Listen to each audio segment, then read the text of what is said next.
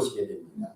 입성하실 때 아주 큰 무리들이 손에 종려나무 가지를 흔들면서 예수님을 환영을 합니다. 환호를 하면서 환영을 했는데 그것을 기념하면서 오늘 우리가 종려 주일로 예배를 드리고 있어요. 그런데 실질적으로 우리가 여기서도 종려나무를 봅니다만은 이 종려나무라는 것이 이스라엘에서는 쉽게 이렇게 구입하거나 쉽게 볼 수 있는 나무가 아니에요.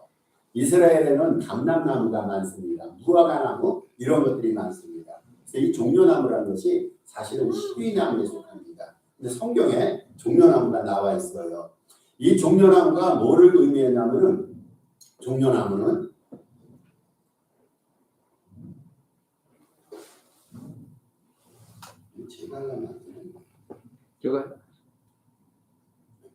종려나무는 번영과 아름다움과 승리를 상징하는 나무로서 민족의 영웅들이 전쟁에 이기고 예루살렘 성에 개성할 때면 군중들은 이 나뭇가지를 흔들고 열렬히 환호하게 됩니다. 이게 그 당시에 관행이었어요. 그 당시에는 이제 전쟁이 많습니다. 요즘에도 평화롭고 전쟁과 다툼과 분쟁이 많이 일어나는데 예전에는 더 많았던 것 같아요. 그때마다 나라를 구하기 위해서 민족의 영웅들이 있단 말이죠. 전쟁에 승리하고 개선하게 됩니다. 개선할 때는 그 공로, 전쟁의 공로를 취하면서 온 군중들이 쏟아져 나와서 이 나무까지, 종려나무까지를 흔들고 열렬히 환호하고 하나님 앞에 영광을 돌리고 했습니다. 13절에 보니까 오늘도 예수님께서 예루살렘 성에 들어오실 때 많은 군중들이 예수를 뜨겁게 환영했다 말합니다.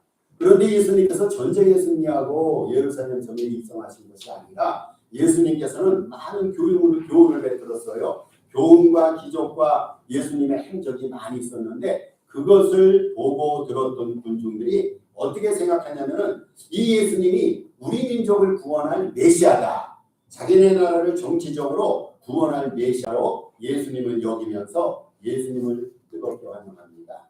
그래서 오늘 종려주일로 예배를 드리는데 오늘 종려주일을 시작으로 해서 일주일간은 고난주간이라는 날입니다. 그래서 이 고난주간은요 종려주일을 포함합니다. 오늘 주일을 포함해서 이번 토요일까지 고난주간이 되고 고난주간이 지난다면은요 부활주일이 되게 됩니다. 일주일 동안 우리는 오늘부터 고난주간으로 십자가의 의미를 새기면서 하나님 앞에 영광을 돌리면서 조금은 더 경건하게 보내야 됩니다. 이 사복음서 마태, 마가, 누가, 요한 이 사복음서에서는 예수님께서 나귀를 타시고 예루살렘에 들어오신 기사를 모두가 기록을 하고 있어요. 그만큼 예수님께서 예루살렘에서 이렇게 종려나무 군중들이 흔드는 그 갈채를 받으시면서 들어왔던 사건이 그만큼 중요하다는 거죠. 여러분 한번 생각해 보세요. 주님께서 지금 만왕의 왕으로 예루살렘에 들어오셨어요. 우리는 주님을 만왕의 왕으로 섬기고 있습니다. 그런데 예수님께서 이렇게 예루살렘에 들어오실 때 어떤 예포가 울려 퍼졌습니까?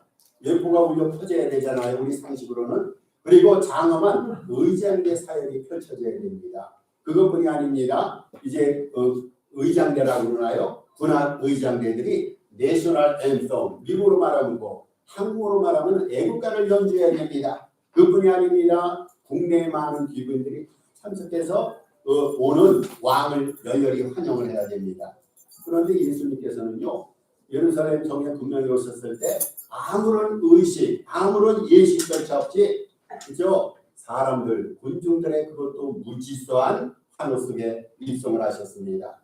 우리는 분명히 예수님을 만왕의 왕으로 섬기고 있어요. 그렇다면 그 어떤 분보다 예수님을 열렬하게 뜨겁게 형식과 절차를 다 밟아가면서 그렇게 예수님을 모셔야 될 텐데 예수님께서는요 세상의 왕의 대관식과는 너무나 판이하고 초라한 모습으로 예루살렘에 오셨단 말이죠.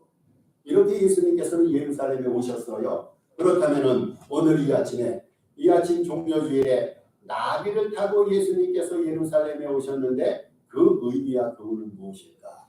나귀 타고 오신 예수님의 모습으로부터 우리는 과연 무엇을 교훈받고 무엇을 배워야 될까? 오늘 이 종려주일에 예루살렘 입성의 의미와 교훈을 다시 한번 생각해 보도록 하겠습니다.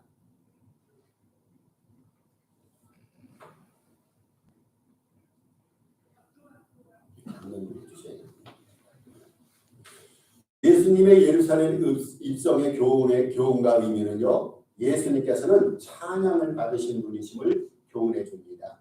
지금 예수님께서 예루살렘에 들어오실 때 수많은 무리들이 종려나무를 흔들면서 호산나라고 외칩니다.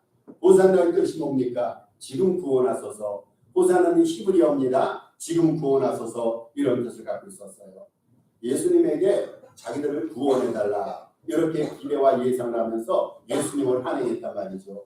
물론 저들은 예수님에 대해서 이렇게 생각합니다. 로마의 압제로부터 해방시켜서 다윗의 왕권을 회복할 그러한 정치적인 왕으로 예수님을 생각하면서, 예수님이 예루살렘에 들어오시면은 이제 우리의 소원인 민족 해방과 독립을 이루어 주겠거니, 정치적인 왕으로 예수님을 생각하면서 열렬히 환영했단 말이죠. 누가복음에 의하면은요, 아까 제가 말씀드렸어요. 예수님께서 예루살렘에 오신 목적을, 모신 그 기사를 모든 사복음서가 기록하고 있는데, 특히 누가복음에 의하면은 예수님께서 예루살렘에 들어오실 때 수많은 군중들이 예수님을 환영하고 찬양을 합니다. 그때 바리새인이 예수님에게 그런 요청을 한 거예요. 주님, 이 군중들이 당신을 찬양하는 것을 금하게 해주세요. 바리새인들은 그게 싫었단 말이죠. 많은 군중들이 예수님을 뜨겁게 환호하고 갈채를 보냈는데 바리새인들은 그것이 못난 마땅해서 그 대상자가 되시는 예수님 앞에 군중들이 당신을 향해서 외치는 찬양 소리를 금하게 해주세요. 이렇게 좀 이유답지 않은 이유를 대면서 예수님에게 요청을 합니다.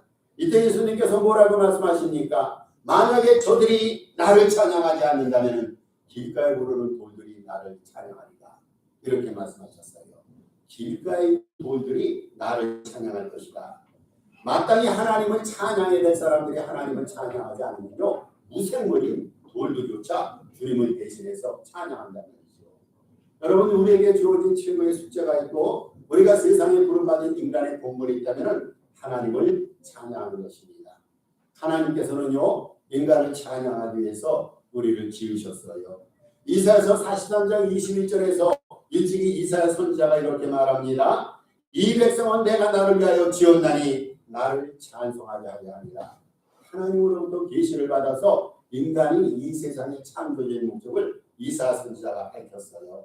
하나님을 찬양하는 것이 인간이 이 세상에 지어진, 부려진 그 목적이라는 거죠. 여러분, 하나님은요, 인간을 위시해서 온 피조물로부터 찬양을 받으시려고 우리를 부르셨습니다. 온 피조물로부터 찬양을 받게 합당하신 주님이시 우리로 하여금 찬양 소리를 듣기 위해서 우리를 부르시고 선택하시고 하나님 백성으로 삼으셨단 말이죠. 하늘과 땅에 있는 모든 존재들이 하나님 앞에 영광 돌리며 하나님을 찬양하고 있습니다. 여러분, 자연도 하나님을 찬양합니다. 요즘에 바람이 좀 며칠 동안 세게 불었어요. 여러분, 바람 소리가요, 하나님을 찬양하는 소리예요. 우리 가끔가다 천둥 소리를 듣습니다. 그거 하나님을 찬양하는 소리입니다. 개울가 혹시 가보셨어요? 옛날에 정선을 살피셔서 한번 개울가 가보세요. 그 맑은 물소리, 하나님을 찬양하는 소리입니다. 여러분, 바람이 불면요, 나무와 나무들이 부딪혀서 사각사각 소리가 난단 말이죠. 왜 소리를 냅니까? 하나님을 찬양하는 소리입니다. 풀잎들이 서로 부딪히면서요, 역시 부드러운 소리가 납니다. 하나님을 찬양하는 소리입니다. 자연세계가 하나님을 찬양하고 있어요. 저 위 하늘에서도 하나님을 찬양합니다. 예 생물과 24장로들과 천천만만의 천군 천사들이 하늘에서 하나님 앞에 거룩하다 거룩하다 거룩하다 하나님을 경배하고 찬송을 드리고 있어요.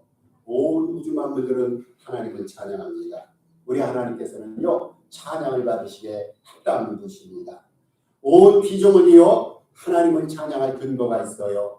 온 피조물이 하나님을 찬양할 근거는 우리 주님이 살아계신 지존자이시며 창조주이시며 섭리자이시며 운행자이시며 만국의 근원이기 때문에, 제가 저렇게 적어놓은 저 문장 속에서 우리 주님에 해당 안 되는 사안이 있을까요? 주님이 지존자란 말이죠. 절대 지존자예요. 그럼 우리로부터 찬양을 받으셔야 됩니다. 여러분, 주님께서 우리를 지으셨어요. 창조주가 되십니다. 그분 앞에서 우리가 그분에게 찬양을 드리는 거 외에 해야 될 일이 무엇이 있을까요?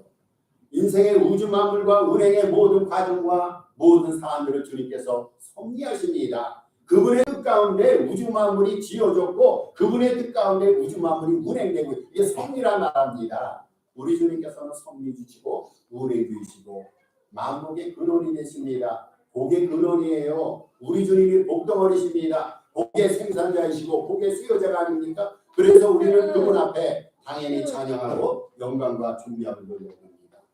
그래서 성경은 말합니다. 시편 150편의 저자는 호흡이 있는 자마다 하나님을 찬양하고 있어요. 또 언제 하나님을 찬양하고 말하냐? 해 뜨는 데부터 해 지는 데까지. 여러분 이게 무슨 말입니까? 아침부터 저녁까지 밤중에도 하나님을 찬양하고 지금부터 영혼까지 하나님을 찬양할 것을 우리에게 얘기합니다. 성경은 첫째에서 예수 믿는 우리들, 아니 주님의 손에 의해서 부름받고 지어진 우리들은 당연히 하나님을 찬양할 것을 우리에게 권하고 있어요. 주님께서 왜 오셨습니까? 주님께서 왜 예루살렘에 이동하셨습니까? 정치적인 왕으로가 아니라 우리로부터 찬양을 받으신다는 분이시기에 찬양을 받으시기 위해서 주님께서는 종료주일에 예루살렘에 오신 거예요. 그럼 이 아침 종료주일 예배를 드리면서 우리가 마음속으로 이렇게 결단하는 거예요. 주님, 예루살렘에 우리로부터 찬양을 받게 오셨사오니 우리가 드리는 찬양을 받아주시고 우리 교회의 찬양을 받아주세요. 이것이 오늘 하나님 앞에 예배드리면서 우리가 더불어 하나님 앞에 결단해야 될 믿음의 고백입니다. 두 번째로 우리 주님께서는요, 평화를 주시는 분이심을 교훈해 줍니다. 오늘 종료주일에 우리가 이것을 배우는 거예요. 주님은 평화를 주시는 분이십니다. 주님께서 뭐 타고 오니까 여러분 나귀를 타고 왔다는데 사실은 그 당시 나귀가 일반 서민들의 대중수단이었어요. 교통수단입니다. 물론 걸어도 다닙니다. 근데 돈이 조금 있는 사람들은요 나귀를 타고 다녔어요. 말은 못 타요. 왜냐하면 그 당시입니다. 우리나라 일제에 금속이라든지 이런 전쟁에 필요한 자료를 만들고 무기를 만드는 걸 다 징발을 당했는데 그 당시 돈이 있어도 말을 살 수 없는 것이 말을 샀다면 로마 당국에 빼앗기게 됩니다. 그리고 로마 당국에서는 그것을 정치적으로 이용하는 거예요. 그래서 일반 서민들은요 돈이 조금 있으면 아주 작은 나귀를 교통수단 삼아서 여기저기 돌아다니는 합니다. 그런데 예수님께서 나귀를 타시고 예루살렘에 입성하신다라는 것을 예수님 오시기 500년 전에 스가랴 선지자가 성경으로 예언을 했어요. 예언을 했는데 그것이 그 당시 정황이 됐단 말이죠. 500년 전에 예언을 했는데 나귀가 교통수단 되리라고 누가 예상했겠어요? 그런데 스가랴 선지자는 예수 그리스도가 나귀 타는 것을 예언했는데 그 예수님의 나귀 타심을 응하게 하기 위해서 그 당시의 시대의 모든 정황이 나귀 타는 그 나귀를 교통수단으로 삼게 하셨단 말이죠. 500년 전에 그것을 이미 예언을 하셨어요. 여러분 나귀가 뭡니까? 나귀는 평화와 겸손의 상징입니다. 예수님께서는 힘 있는 국왕의 모습이 아니라 평화를 사랑하는 평강의 왕으로 이 세상에 오셨음을 나귀 타고 오신 예수님의 모습을 통해서 우리는 발견하고 있습니다. 지금 얼마나 전쟁으로 심각합니까? 러시아와 우크라이나 전쟁으로 인해서 세계 비분근심이 더욱더 짙어만 갑니다. 우리는 평화를 바란단 말이죠. 내 나라가 아니라 제3의 나라인데 제3의 나라일지라도 전쟁이 일어나게 되면요 경제적으로 막강한 여파가 미치게 됩니다. 안정과 불안 심리가 가동이 돼서 물가도 올라가게 됩니다.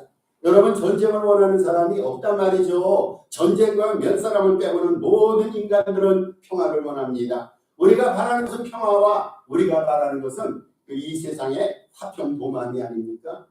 평화로워야 인생과 삶이 행복합니다.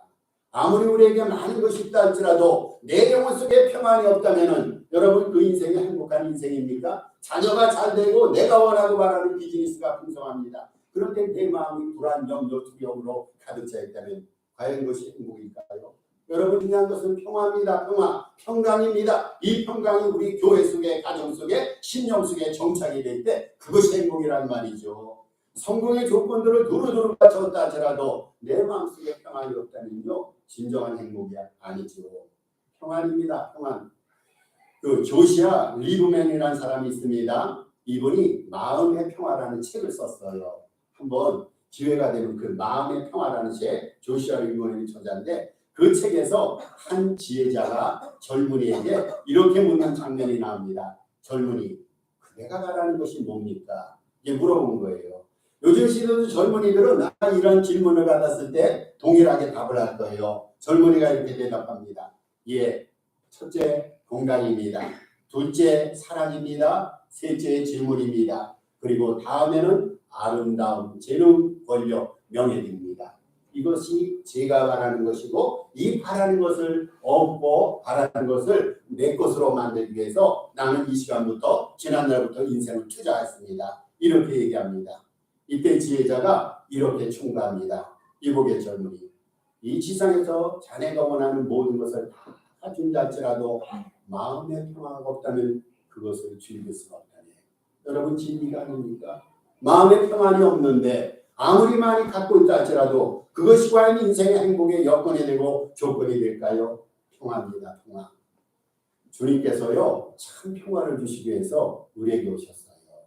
여러분 저는요 이것이 인생의 근본 행복의 요소라 생각이 됩니다. 물질을 얻고 내가 바라는 권력을 얻고 자리와 위치를 얻는 거 중요합니다. 그런데 내 영혼 속에 심령 속에 평안한 마음이 없단 말이죠. 그러고 갖고 있는 모든 것이 과연 의미가 있고 소용이 있을까요? 세상의 모든 것을 갖고 있다 할지라도요 평화가 없다면 아무것도 아닙니다. 그래서 주님께서는 이 세상의 우리에게 평화를 주시게 오셨어요. 주님께서는 평화의 왕이심을 나귀를 타시고 이 세상에 오신 당신의 모습을 통해서 우리에게 알려주셨어요.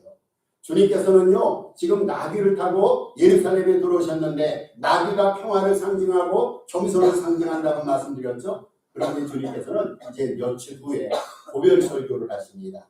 며칠 후에 고별 설교를 하십니다. 나귀 타고 들어오신 우리 주님께서 고별 설교를 하시면서 주님께서 이렇게 말씀하셨어요. 나의 평안을 너희에게 주노라. 내가 너희에게 주는 것은 세상이 주는 것과 같이 아니하더라.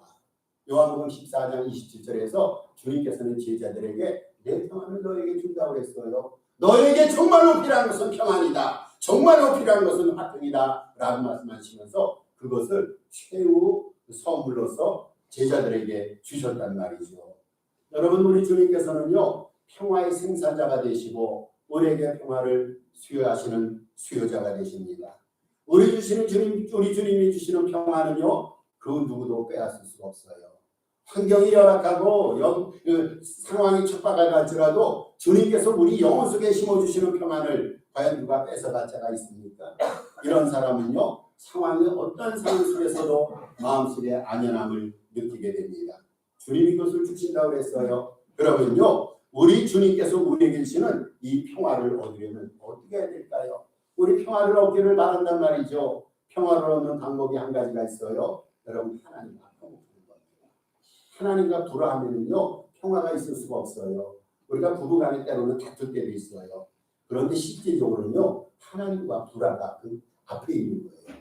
하나님과 불화하면요 사람과도 불화하게 돼 있어요. 하나님과 불화하면요 이 세상의 모든 것과 불화 관계에 돌입하게 됩니다. 문제는 하나님과 화목한 것이에요. 그래서 욥기서에서 욥 기자가 이렇게 말합니다. 욥 기자가 말하기를 하나님과 화목하고 평안하라. 그리하면 복이 내게 임하리라.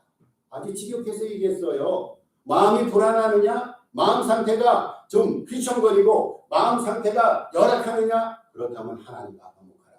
하나님께서 우리에게 복을 주시겠다는 거예요. 여러분 우리 하나님과 화목해야 됩니다.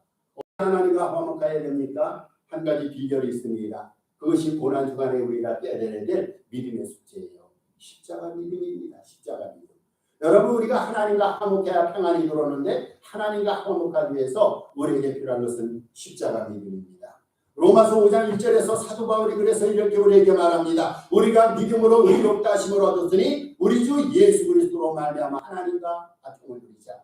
어떻게 하나님과 화평을 누린다고요? 예수 그리스도를 믿는 믿음입니다. 여러분 그 믿음이 무슨 믿음입니까? 십자가 믿음입니다. 예수님께서 우리 죄를 대신해서 십자가에서 보혈의 피를 흘리셨는데 그 이유는 우리와 하나님 사이가 죄로 인해서 돌아간게인데 그거를 해소시켜서 하나님과 화평함을 누리게 하기 위해서 주님은 우리를 대신해 십자가를 지셨단 말이죠. 십자가를 통해서 우리를 하나님과 화목케 하여 삶의 평안을 이루게 하시는 누리게 하시는 그 주님을 이 아침에 더 찬양하고 주님 앞에 영광 돌리시길 바랍니다. 셋째로 예수님은 구원 사역을 이루시는 분이심을 우리에게 교훈해 줍니다. 이것이 오늘 종료주일 우리가 받아야 될 교훈이에요. 성경은 예수님의 십자가 고난과 죽음의 장소가 예루살렘임을 여러 차례 증언을 했어요. 주님께서는 예루살렘이라는 그 장소에 와야 됩니다. 거기서 십자가 고난을 받으셔야 됩니다. 주님은 거기서 돌아가셔야 됩니다. 이것이 성경에서 예루살렘의 중요성과 가치를 우리에게 의미하는 거예요. 여러분, 만약에 예루살렘이요 예수님과 관계가 없다면요 그 도시가 아무리 화려하다 할지라도 우리에게 그것이 영적으로 의미가 있을까요? 이 세상에 수없이 많은 도시가 있어요. 역사적으로 흥했던 도시들도 있고 문물과 역사적인 유적들을 많이 간직한 그런 도시들이 있어요. 그런데 그런 도시들이 과연 우리의 일상과 우리의 인생에 무슨 유익이 있고 무슨 도움이 있냐 그거예요. 그런데 예루살렘은 달라요. 왜냐하면 그 예루살렘은요 성경에 예언하기를 예수님이 거기서 십자가를 지셔야 되고 예수님이 거기서 돌아가셔야 되기 때문에 적어도 우리가 예수님을 믿는 예수님의 제자들이라면 예수님이 돌아가신 그 지역 그 장소가 우리에게 큰 의미가 있단 말이죠. 성경 말씀대로요 주님은 예루살렘에 오셨어요. 다른 지역이 아니에요. 그 당시에 얼마나 물질 문명이 발달하고 문화가 발달한 도시가 얼마나 많았겠어요. 잘 사는 도시가 많았어요. 그런데 우리 주님께서는요 오직 예루살렘 오셨어요. 왜 그렇습니까? 주님은 그곳에서 우리를 대신해서 십자가 죽이시기 위해서, 그리고 주님께서는 그곳에 오셔서 당신이 누군가를 우리에게 보여주시고 우리를 구원하시는 구원 역사가 무엇인가를 일깨워 주시기 위해서 예루살렘에 오신 거죠. 우리 주님께서 예루살렘에 오신 목적을 한 가지로 얘기한다면요 주님은 십자가를 지시려고, 다른 이유가 없어요. 여러분, 예수님은 십자가를 지시려고 예루살렘에 오신 거예요. 만약에 우리 주님께서 관광을 가기를 원하셨다면 얼마나 관광지 좋은 곳이 많을까요? 우리 주님께서 강의를 하신다든지 교훈을 가르친다든지 세미나를 하시기 위해서 만약에 세상에 오셨다면 로마가 아주 당연한 장소가 아닙니까? 알렉산더 교육의 도시가 아닙니까? 교육적인 도시, 관광 도시가 많이 있었는데 예수님은 그런 거 다 무시하시고 예루살렘에 오셨어요. 이유는 한 가지죠. 예루살렘에서 십자가를 지시기 위해서. 그런데 왜 그것이 예루살렘이야 합니까? 성경이 그렇게 예언했기 때문에 성경에 예수님께서 이곳에 오셔서 여기서 돌아가시고 십자가를 지신다 예언을 하셨어요. 성경 말씀이 하나님의 말씀이 되기 위해서 예수님은 반드시 십자가를 예루살렘에서 지셔야 됩니다. 오늘 예수님께서 나귀타시고 예루살렘 성에 들어오신 이유는 십자가 지시기 위해서. 왜 주님께서는 십자가 지시기를 원하셨을까요? 여러분, 그것이 하나님의 뜻이기 때문에 하나님께서는 그것이 하나님의 뜻이에요. 그리고 그것보다 더 중요한 것은 예수님께서 십자가를 지시면 우리 인류를 구원하시는 유일한 방법이기 때문에 다른 방법이 없어요. 예수님은 십자가를 지셔야 돼요. 거기서 돌아가셔야 됩니다. 십자가에서 우리 죄를 대신해서 죽으셔야 됩니다. 그래서 예수님의 죽으심과 달리 우리가 살아야 됩니다. 이것이 예수님께서 십자가를 지신 목적이 아닙니까? 우리는요 모두가 죄를 범했어요. 하나님의 영광에서 떠났어요. 우리 스스로는 죄를 씻어낼 수 있는 능력이 도무지 없습니다. 우리는 죄와 죽음으로 탄압받고 신음하고 고통을 받고 있습니다. 그런데 이러한 인생에 해결치 못한 문제를 해결하시기 위해서 우리 주님께서는 십자가 위에서 우리를 대신해서 우리 인류를 대표해서 십자가를 지셨어요. 십자가를 통해서 우리 주님께서는 인류를 구원하셨어요. 그리고 인류 구원의 대업을 이루셨습니다. 예수님께서는 십자가에서 마지막으로 하신 말씀이 있습니다. 뭡니까? 다 이루었다. 주님께서는 다 이루었다고 선언하셨어요. 여러분, 뭐를 다 이루었다는 겁니까? 이루었다는 것은 구원 사역을 다 이루었다는 거예요. 십자가를 지시기 위해서 예루살렘에 오셨는데 그 일을 주님께서는 완전 무별하셨다 그 말이죠. 십자가 구원 사역은요, 십자가 구원 사역은 전적으로 하나님의 선물입니다. 우리 주님의 십자가에 덧붙여 인간이 해야 될 일은 전혀 없습니다. 인간 구원에 필요한 것은 예수님의 십자가가 전부입니다. 여러분, 믿음 심플하지 않습니까? 믿음 생활한다는 것이 뭐 남이 못하는 큰 일을 행하십니까? 아닙니다. 예수님께서 우리 죄를 위해서 십자가에 달려 돌아가셨다. 그 십자가의 믿음을 가지고 나도 구원을 받고 십자가의 믿음을 갖고 주님 앞에 영광 돌린다. 이게 믿음 생활의 전부예요. 여러분, 이것이 복음이란 말이죠. 예수님의 십자가 죽음과 부활이 복음이고 이 복음이 우리를 구원케 합니다. 이 복음이 죄로부터 우리를 자유케 합니다. 이 복음이 우리로 하여금 의롭게 살아가는 힘과 에너지를 공급해 줍니다. 여러분, 심플하지 않습니까? 십자가 십자가 때문에 우리가 구원을 받았어요. 그 십자가를 지시기 위해서 예수님께서 오늘 종료주일에 예루살렘에 오셨단 말이죠. 우리들이 해야 될 일이 있어요. 십자가 구원 사역이 전적으로 하나님의 선물이기 때문에 이것을 믿음으로 받아들이기만 하면 돼요. 주님 믿어요. 당신 십자가 보혈 까닭에 내 죄가 다 씻김을 받았고 십자가 위에서 나를 위해서 죽으신 주님의 죽음을 통해서 내가 살아났습니다. 내가 구원받았습니다. 내가 이 사실을 믿습니다. 고백하고 외치는 것이 우리의 믿음이란 말이죠. 믿음 단순한 거예요. 예수님의 십자가를 믿는 거예요. 예수님의 부활을 믿는 겁니다. 오늘 종료주일에 나귀 타고 오신 예수 그리스도를 환영하면서 여러분 우리의 심령을 예수 그리스도가 자기시는 예루살렘으로 만드시기 바랍니다. 여러분 우리의 마음이 예루살렘이 되어야 돼요. 예루살렘이 다른 곳에 있지 않아요. 중동 지역에 물리적으로 예루살렘이 있어요. 그러나 영혼의 예루살렘은 우리 마음이란 말이죠. 예루살렘은 우리 마음속에서 예수님이 마음껏 구원 계획을 펼치시도록 우리 마음을 주님 앞에 드리는 거예요. 예루살렘에서 주님께서는 구원 계획을 완성하셨어요. 우리 마음이 예루살렘이라면 그에서 우리 안에서 주님께서는 마음껏 구원 사역을 완성시킬 겁니다. 말씀을 열어주십니다. 우리에게 주어진 날들 하루도 소중하지 않는 날이 없어요. 여러분 살아보니까 다 귀합니다. 정말로 가치가 있습니다. 고통과 눈물에 밥을 먹는 날도 나름대로 고통이 있어요. 정말로 이런 날들은 내 기억의 창고 속에서 다 없애버려야겠다 이렇게 생각한 순간이 왜 없겠어요. 그러나 그 시간들도요 지나고 나서 회상해보면요 의미에도 가치가 있고 나름대로 소중했던 날입니다. 그런데요 이렇게 우리의 나날이 모두가 소중하고 가치 있는 날임에도 이 종료주일날 우리가 마음속에 영적인 결단을 해야 될 것이 있어요. 종료주일이 정말로 귀한 날이고 이 주일이 정말로 우리에게 은혜가 되는 주일인데 살아가는 동안에 찬양받으시기에 합당하신 예수님을 내가 끝까지 찬양하면서 주님 앞에 영광 돌리리라. 이날 우리가 그런 믿음의 각오를 해야 됩니다. 주님은 찬양받으시기 위해서 예루살렘에 오신 거예요. 그날이 오늘입니다. 여러분 오늘 우리가 마음속에 정말로 고백해야 될 것은 주님 내 찬양을 받아주세요. 우리 교회의 찬양을 받아주세요. 이 찬양을 통해서 영혼 속에 힘이 되게 하시고 인생사의 기쁨이 되게 하세요. 이렇게 하나님 앞에 우리의 찬양 드리실 것을 오늘 이 시간 고백하고 결단하는 겁니다. 또 주님이 주시는 평안을 누리면서 하나님과 세상 사람과 주변 사람과 더불어 화목하게 지내리라 결심해야 됩니다. 주님께서 우리를 화목하게 하기 위해서 십자가를 지셨는데 우리에게 평화를 주시기 위해서 십자가를 지셨는데 내가 누구를 미워하고 누구와 다투고 싸울 수가 있을까요? 어떤 사람이 나와 더불어 인생 뜻이 맞지 않는다고 그 사람을 무시하고 경허시할 수 있을까요? 그래서는 안 된다는 거죠. 이 아침 우리가 하나님 앞에 다시 한번 결단해야 돼요. 주님께서는 평화를 주시기 위해서 화평함을 주시기 위해서 예루살렘에 오셨는데 그 주님의 뜻을 받드는 주님의 제자들이라면 주변 사람들과 식구들과 교회 집들과 사이좋게 지내면서 함께 행복을 논하면서 함께 찬양하고 함께 기도하면서 한 지체 한 형제 한 자매가 돼서 하나님 앞에 영광 돌리겠습니다. 이렇게 서로의 하나됨을 결단하고 고백해야 됩니다. 또한 우리를 구원코자 십자가를 지신 예수 그리스도께 영광을 돌리며 십자가의 믿음으로 살아가겠다는 그러한 결단과 고백도 이 아침에 있어야 됩니다.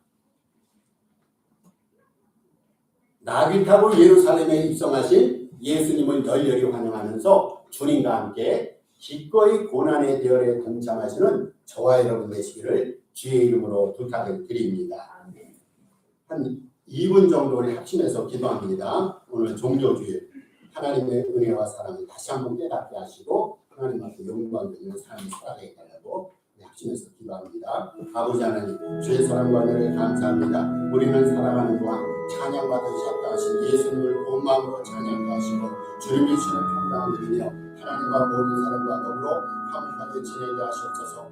우리를 구원코자 십자가를 지신 우리 주님께 영광을 드리며 십자가 믿음으로 살아가는 우리들 되게 하여 주옵소서. 아버지 하나님 이 아침에도 나귀하시고 예루살렘에서 우리 주님을 열렬히 환영하면서 주님과 가까이 고난에 대해 쫓아가고 십자가 믿음과 부활의 믿음을 가지고 하나님의 뜻을 이루어나가는 우리 모두가 될 수 있도록 축복과 은혜를 더하여 주옵소서. 하나님 오늘 우리가 더불어 자리가 함께하지 못한 믿음의 권속들에게도 동일한